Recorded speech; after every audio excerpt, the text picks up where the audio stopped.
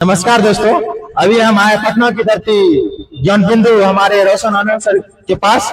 अब देखते हैं यहाँ की चुनावी रणनीति में क्या सब यहाँ का माहौल है। भैया आप बताइए, अभी चुनावी माहौल चल रहा है, इसमें आप किसको चूज करना चाहते हैं? आरजेडी को। आरजेडी को? क्यों ऐसा क्यों? क्योंकि वो पलायन और शिक्षा और रोजगार का बात करता है, इसीलिए। अच्छा, हाँ हाँ, इसीलिए वो।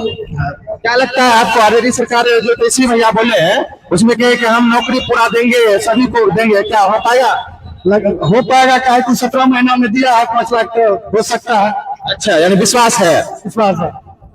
यहाँ से देखते हैं इनका क्या सोच है। अभी माहौल चल रहा है चुनावी, उसमें आप लोग का क्या विचार है? किसको सपोर्ट करना चाह रहे हैं? बीजेपी को। बीजेपी, हम आरजेडी को। आप आरजेडी को? तो आप दोनों साथी है क्या? हाँ, दोनों साथ। देखिए, एक साथी है बीजेपी में, एक साथी आरजेडी में। आप बीजेपी को सपोर्ट करना चाहते हैं, क्यों करना चाहते हैं? क्योंकि बिहार में अच्छा काम कर रहा है। अच्छा, और क्या मतलब, हम लोग की बहाली से मतलब बहाली दे रहा है ना, वो क्या चाहिए? बहाली नीतीश कुमार बिहार के लोगों को बहाली दिया, बिहार एसएससी दिया, टीचर दिया। हाँ, यानी नीतीश कुमार जी के द्वारा अच्छा काम है। दिया कि नीतीश दिया? अवनी जी, आपका पार्टी बोल रहे क्या? तेजस्वी दिया, नीतीश जी है। अब आप बताइए। TR1 2 3 सब तो किया दिया, नीतीश ने दिया। तेजस्वी दिया। आप मतलब किसको देखना चाहते हैं? हम तेजस्वी को देखना चाहते हैं, आरजेडी। किसका सपोर्टर है? आरजेडी। अच्छा, आरजेडी। यानी कि भैया का कहना है कि ये टीचर का बहाली जो आरजेडी सरकार के द्वारा, तेजस्वी भैया के द्वारा, इस पर ज्यादा विश्वास बताया जा रहा है। आप कुछ बोलना चाहेंगे? सरकार बनाना चाहते हैं? जन स्वराज। चलिए, भैया बोले जन स्वराज। इसमें किनको सरकार बनाना चाहते हैं आप? जो हमारे बिहार के विकास की ओर ध्यान दे रहे, उसका सरकार में बनाना चाहते हैं। आपको कौन लगता है बिहार विकास की ओर अब की बार कौन सा मतलब ज्यादा करेंगे? इतना तो हम बता नहीं सकते कंफर्म, लेकिन जनता की राय क्या है उस पर। अच्छा, अब एक हमारी दादी माँ आई हुई है। अब देखते हैं दादी माँ का क्या विचार है, किनको सपोर्ट करना चाहती है। दादी माँ, आपकी बार किसका सरकार बना रहे हैं? बीजेपी। बीजेपी का? अच्छा, लालू प्रसाद। लालू प्रसाद। दोनों एक ही। बीजेपी अलग है, लालू प्रसाद अलग है। अच्छा, बीजेपी। बीजेपी को? हाँ। चलिए, दादी माँ बीजेपी के साथ जा रही है, और पहले वैसे बोले थे लालू प्रसाद। और देखते हैं और भैया से क्या मतलब करते हैं। ठीक है, बोलो बाबू। लालू। लालू, तुम वोट देगा अभी? हाँ। तुम कैसे बोल रहे हो? वोट बड़ा हो गया नहीं? बड़ा हुआ था। हाँ। अभी तुम्हारा 18 साल हुआ, 18 साल होता है तो ना वोट देता है। हाँ। लालू के देंगे। नहीं, तुम्हारा मम्मी पापा देंगे। हाँ, लालू के। मम्मी पापा किसको दिलवाइएगा? लालू के। लालू को। अभी से बच्चा वोट नहीं करेंगे, लेकिन अभी से बोल रहे लालू को। चलिए भैया। जब हम आज पटना की धरती पर छात्रों से जाकर मुलाकात किए तो उसमें बहुत तरह की समस्याएं सुनाया गया। पिछले विगत वर्ष सीएम रहे हमारे नीतीश कुमार, तो कई तरह की अच्छाइयां भी सुनाए गए। जिस तरह से छात्र के अनसुनी कहानी अगर सुना जाए तो उसमें उन दर्द भरी सबसे बड़ी बात है कि छात्रों को पुलिस के द्वारा बहुत दुर्व्यवहार किया गया।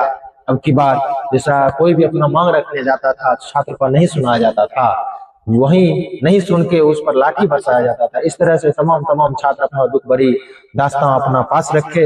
ये एक तरह से छात्रों के लिए कुरीतियां हुई, छात्रों बहुत तकलीफ में है, वो आक्रोशित है, जरूर है।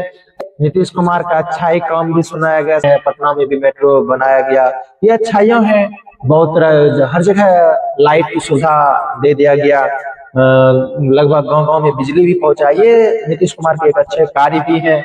लेकिन फिर वहीं पर कुछ बुद्धिजीवी से मिले, उन्होंने कहे कि नीतीश कुमार का कार्यकाल उधर 20 ईस्वी तक, 2020 तक तो बहुत अच्छा ही रहा, लेकिन 2020 के बाद उनका मानसिक थोड़ी सी गड़बड़ाने के बाद उनकी काम में बाधाएं आने लगी। वह खुद डिसीजन नहीं ले पा रहे हैं, जिससे अफसरशाही ज्यादा हो गया, करप्शन ज्यादा हो गया, भ्रष्टाचार ज्यादा हो गया। अफसर उससे ये एक तरह से बेखौफ, जिस तरह अपराधी होते हैं उस तरह बेखौफ अफसर हो गए हैं।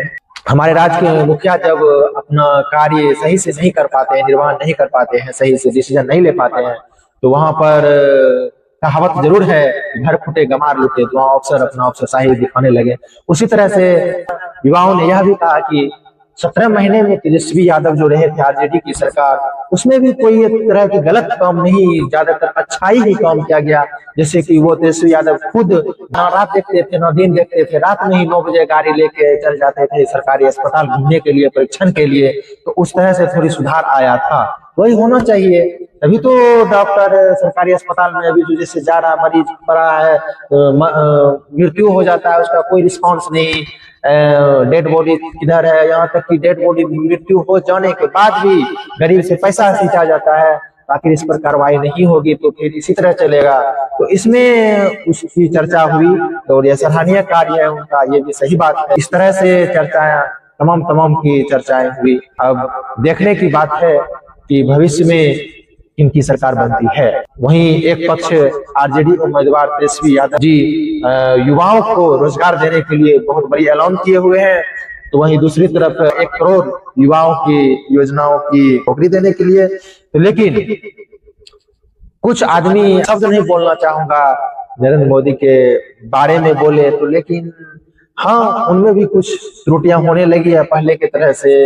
वह भी अब अपने स्टेटमेंट पर टिके नहीं रह पाते हैं, ये थोड़ी दुख भरी बात है। हालांकि आदरणीय प्रधानमंत्री द्वारा भी कई कार्य किए गए हैं, हाईवे बहुत तरह अच्छी सुविधाएं बनाए गए हैं, ये आप भी जान रहे हैं, हम भी जान रहे हैं, सभी जान रहे हैं। सबसे बड़ी मुद्दा पटना में युवाओं में देखा जाए, छात्र में तो बहुत दूर से पढ़ने आते हैं छात्र यहाँ पे, उसमें देखा गया कि आप बीती उसमें अपना जो सुनाए कि हम जो भी अपना वैकेंसियां होती है उसका मांग रखने के लिए, या परीक्षा का रिजल्ट निकला तो मान के चलिए वह पेपर जो था वो प्रकाशित को अच्छे से पारदर्शिता किया जाए। ये सब तमाम मुद्दाएं को मांग रखने के लिए जब हम जाते थे तो वहां पर हमको मांग ना सुनकर बल्कि लाठी दिया जाता था, मार खा के आते थे, हॉस्पिटल जाना पड़ता था। वही की बात है। तो इस तरह से अब तमाम मुद्दाएं देखा गया। जुड़े रहे हमसे, हमारे इस चैनल को सब्सक्राइब कर सपोर्ट भी करें। वीडियो अच्छी लगी तो ज्यादा से ज्यादा शेयर करें। जय हिंद।